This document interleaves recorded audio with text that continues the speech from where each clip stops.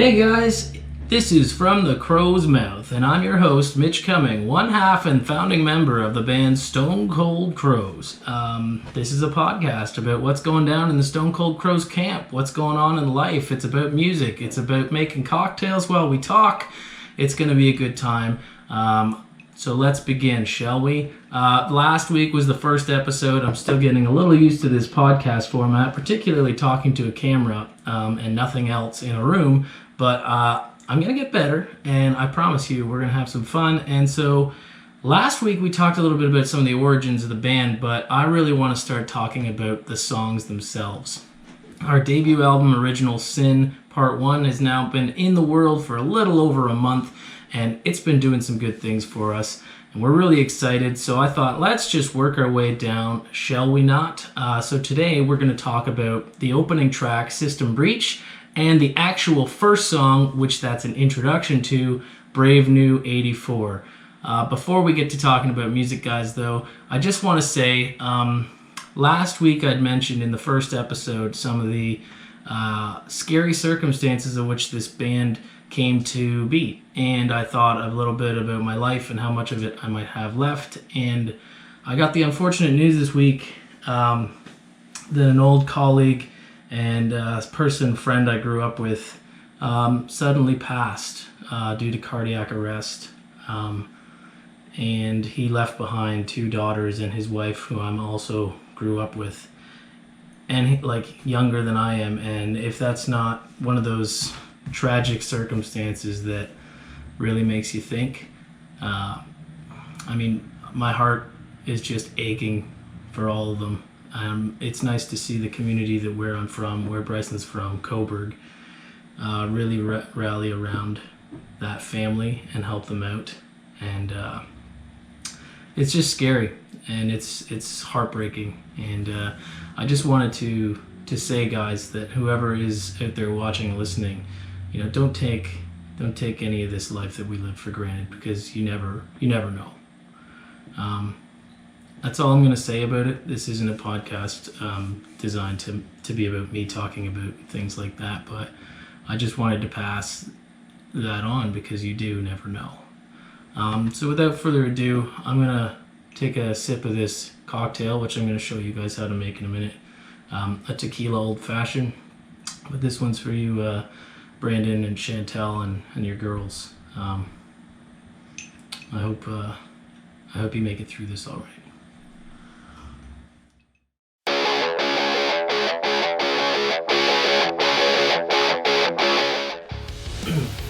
Hey guys, today on the Rock and Roll Bartender segment of From the Crow's Mouth, a video podcast hosted by me, Mitch Cumming, I'm going to be showing you how to make a tequila old-fashioned cocktail. For those of you who've ever had an old-fashioned, you know it's typically made with bourbon, but this one's a little different, and it uses agave syrup instead of simple syrup, and of course tequila instead of bourbon. And it really lets a good quality tequila like this Siempre Anejo that I have here really shine. If you're a tequila fan, I think you're going to like it. So let's start. First thing you're going to need, make sure you want to have ice. I like to use bigger ice cubes just because they melt slower and they don't dilute the drink. And for any drink that isn't really focused with a lot of mix, you really want to let the quality of the liquor shine, and you don't want it diluted. So get some big ice cubes if you have them. You don't need them, but personally I would recommend that. You're going to want an orange. We're not going to use the actual orange slice in this drink, but you're going to want the peel. So fresh is always better, so if you have one on hand, it's great. You can use an orange slice if you want, but I really recommend the peel. We're going to muddle it. It makes it really good. Grab a measurement tool. You can eyeball it, but again, you want to get the closest replication of the drink every single time. If you're measuring your ingredients, it works a little bit better. You're going to want Angostura bitters. This is a staple in any bartender's set of tools, essentially, and ingredients. It's in a lot of cocktails. Get yourself some agave syrup. This is what I found. This is an organic raw blue agave syrup. I actually found it at Walmart of all places. It took me a while to track it down. Simple syrup you would use normally, but this is a tequila drink, and the agave plant, which is what tequila is made of, really shines as well. You're going to want a muddler. Perhaps a knife of some sort. I've got a paring knife here. You're going to want to use that to get the peel. And a spoon just to give it a little stir. We're not shaking anything today. So, without further ado, let's begin.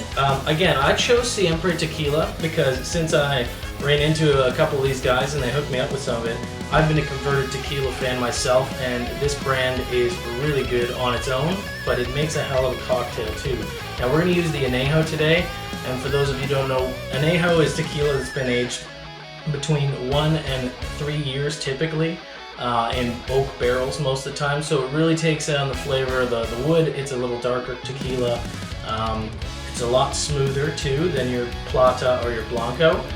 This stuff is the kind of stuff that really shines in a cocktail like this, where it's designed to let the tequila take the driver's seat. So without further ado, here's what we're going to do.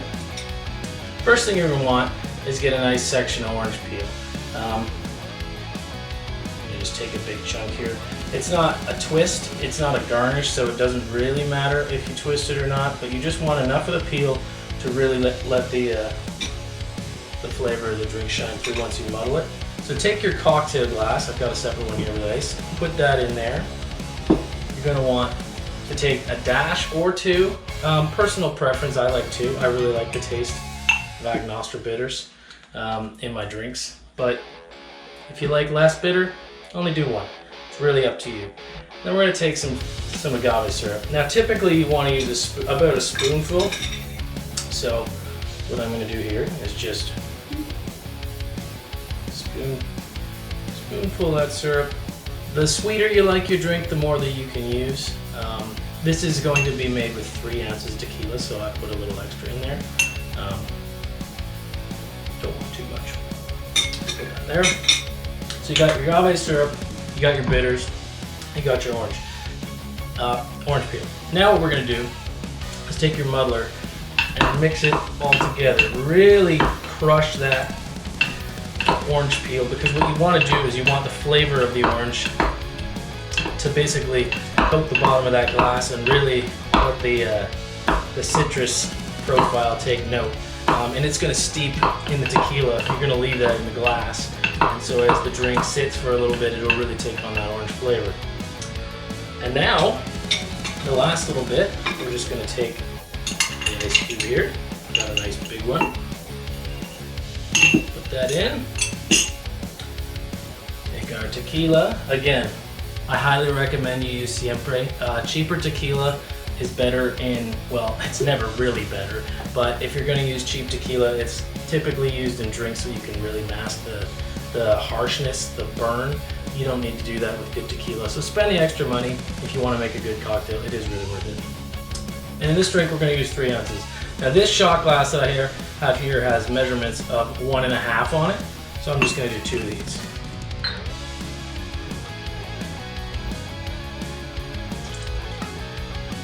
As you can see, it's a healthy looking glass. And the last little step here, just give that a nice stir and melt the ingredients.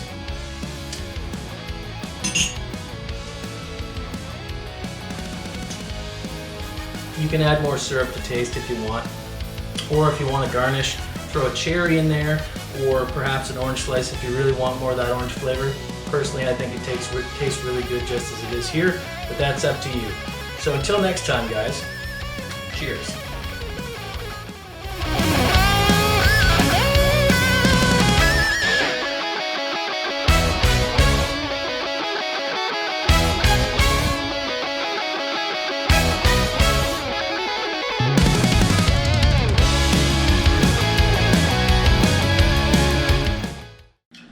Alright, so now that you guys have got one of these delicious tequila old-fashioned cocktails in your hand, or maybe you're on the way to find out where you can get yourself a bottle of Siempre or other high-quality tequila and make one, either way, we're situated, we're ready to talk about some music. Oh man, that's good. So let's do it. Brave New 84. I don't think I really have to point too hard at the influences and inspiration for this track. George Orwell and Aldous Huxley finally meet up with heavy metal together at last. For those of you who know, George Orwell is the author of a book called 1984, and Aldous Huxley is the author of a book called Brave New World. And so the title of the song there is kind of just me blending the two of them. If perhaps you were forced to read one of these books in high school, or perhaps you've just heard of the references of like Big Brother and all that kind of stuff. These were two very big works for both of their times written. Huxley's was written earlier, and Orwell's afterwards, obviously critiquing some of the political landscapes of the world during some crazy times in the early and mid 1900s. I mean, that's a long time ago, right? But it really isn't. And anyway, so I read these books back to back. Literally sat down in 2 days and read 2 books. And I wanted to do that on purpose just so that I could explore the differences of what they thought these dystopian societies extended from how these authors believed our own societies were going, or at least critiquing them in that manner, and just to see the differences and similarities. And after I read both of those books, I started looking at our modern political landscape. And I thought, hey, this isn't actually that far off in some ways. And so I combined the two ideas as my own sort of critique on some of the things I think that perhaps could be a little bit of a dark turn in society. I'm not saying that they are. We're not living in dystopia by any means, but how far away are we if things took a little turn for the worse? I don't really know. I thought I'd write about it. So, without further ado, just breaking down, I don't want to go over the book. I'm not here to do a novel critique, but these were influential works, and I thought both of them were really well done. In 1984, people are controlled by this government. Big Brother is watching you, very much like a Soviet Union kind of state. Everything you do or say, if they find out that you're critiquing the party, it's like secret police show up and you're taken away and they never hear from you again. Everybody, it's the rule through fear. But in Brave New World, it's completely opposite. The class system is very divided. You have people basically just born into slavery without knowing it, and they're ruled through actually the infliction of pleasure, through drugs and distraction.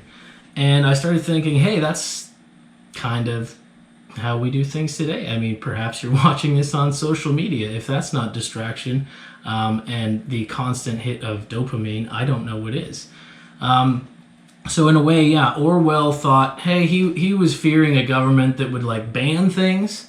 Huxley didn't think there would ever be a need to ban things because people would be so distracted from all the things thrown at them that anything that was really serious going on, it would just get swept under the rug because there was so much distraction and indulgence going on.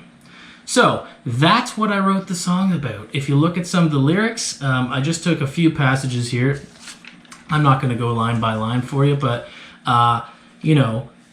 eradicate the middle class. That's a line in the pre-chorus. And realistically, if you look at what's going on, at least in our country right now, minimum wage is going back up. But I guarantee you, everybody who's working above minimum wage isn't getting a raise. I guess it's just another step from the rich getting richer and the poor stay at the bottom, and the middle class are probably getting closer to the poor because the cost of living, it seems these days, is ridiculously high. Housing costs, groceries, gas, you name it. I'm not here to do a social commentary either, but it's pretty ridiculous. Stimulate the citizens, let them destroy themselves with dopamine and impulse that's stocked upon the shelves. Ever been to Amazon? And you can do that from your own home. You can buy whatever you want and give yourself that little pat on the back, and you don't even have to leave your house. And a lot of it's just useless crap. I mean, it's almost Christmas time where, and look at every big box retail store just stocked with crap people don't need that's just going to end up in a landfill.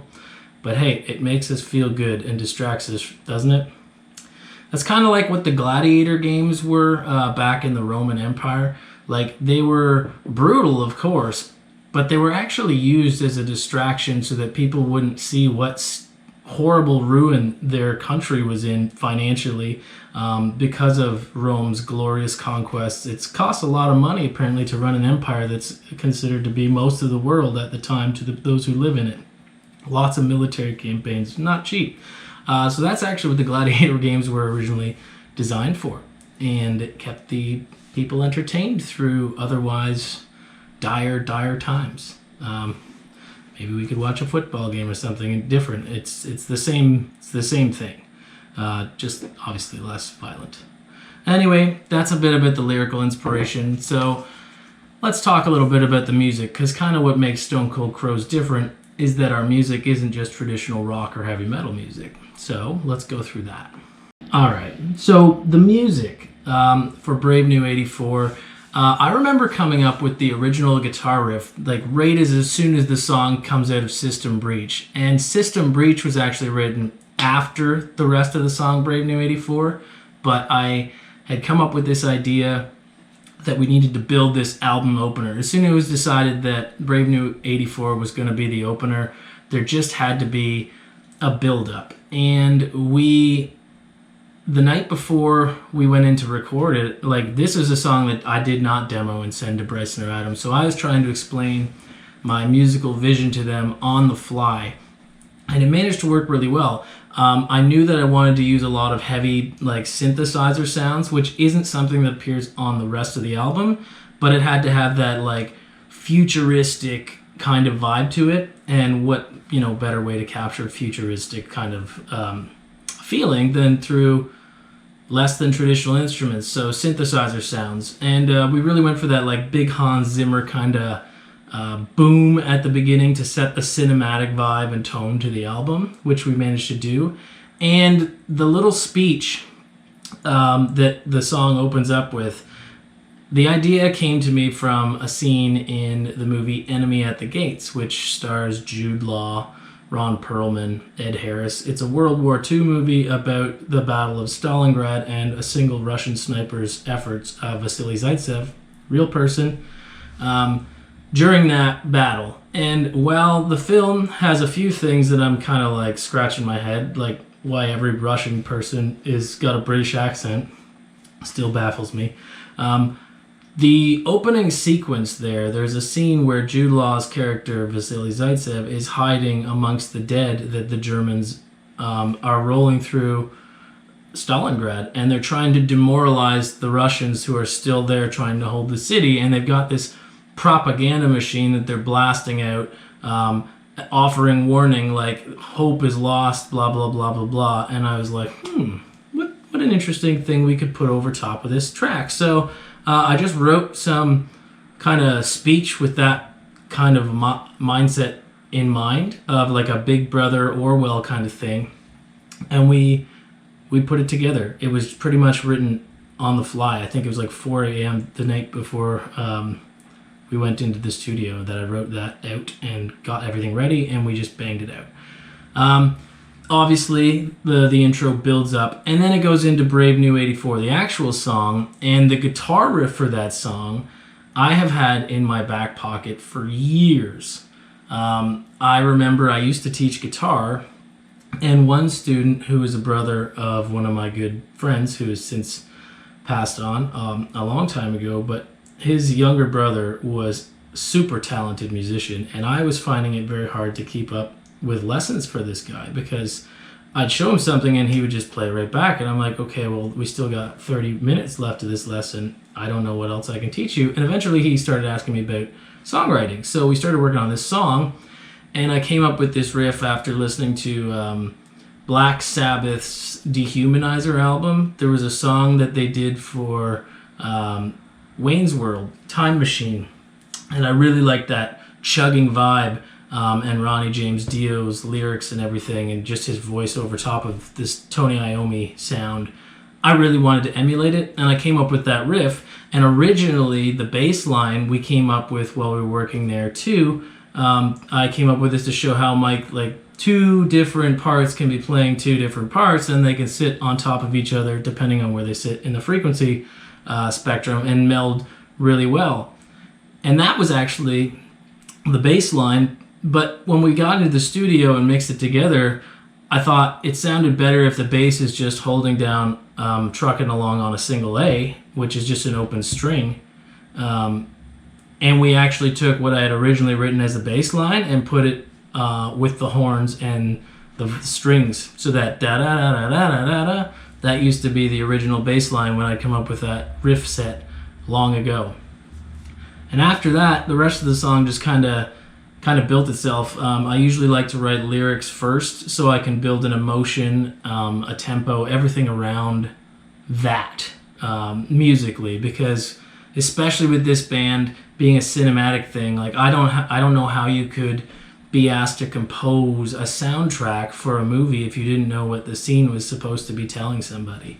Like horror music, you would have to know that you were composing music for a horror film to have it sound scary and tense. So it's the same way for me with writing this kind of music. If I don't have lyrics and melodies in front of me, the music, I can't write it. I can't write it down. So we knew we wanted to have this dystopian society kind of sound going, and it had to sound big. So that's where the middle section comes in with the machine gun drumming. Think like Metallica's One.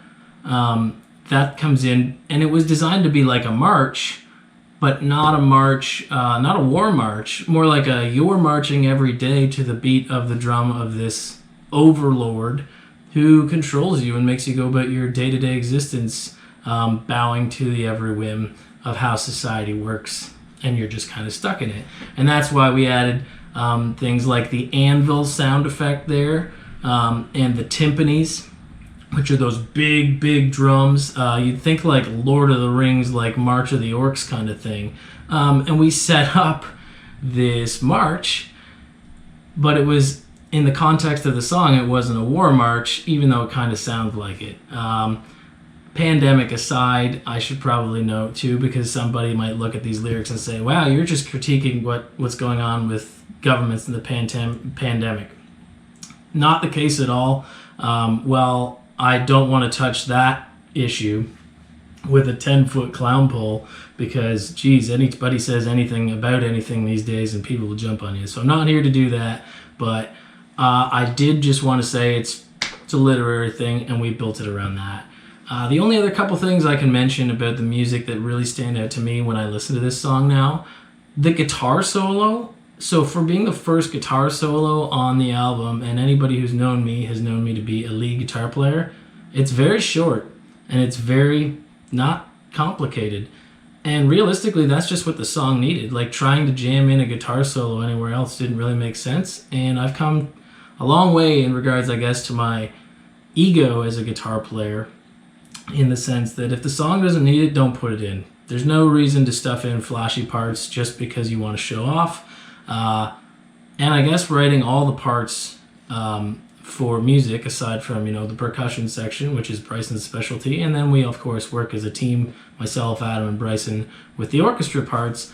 But writing the demos and building the song as just a couple of guys versus who's going to be playing what live, if the song doesn't need it, there's no ego in trying to prove that you're a good musician. Like, I guess that faded in my early 20s, and I really feel like it's made me a better songwriter. The last thing I guess I can mention is that this song is, to me, probably the hardest song on the album for me to play. And it was the 3/4 time part at the very end of the song. Getting those punches to be, we did a down pick on every single note just to get crisp. I think that's Adam Newcomb's punk background coming in, the down picking. They wanted me to punch it, but there were starts and stops and notes that are held and notes that aren't. So you'd probably think that the hard part would be some kind of crazy fast blazing guitar part or solo. And actually the 3/4 timing bit at the end of this song for me was definitely the hardest part for me to get down on the entire album. I can't speak for Bryson, but I do know that his legs move pretty damn fast during that machine gun drum part. And I gotta assume that they're tired after that. I know a few people ask me if he was actually playing that, and the answer is yes. Those are his legs moving. So give the man some props. But realistically, that's it. So there you have it, guys. That is the story behind the first song, System Breach, the intro, and Brave New 84. George Orwell, Aldous Huxley, literature meets heavy metal. There's nothing cooler than that, right? My nerdy side comes out. So you heard it here first, straight from the crow's mouth, guys. I'm your host, Mitch Cumming, and remember, as always, dare to be different and create cool shit. I'll see you next week.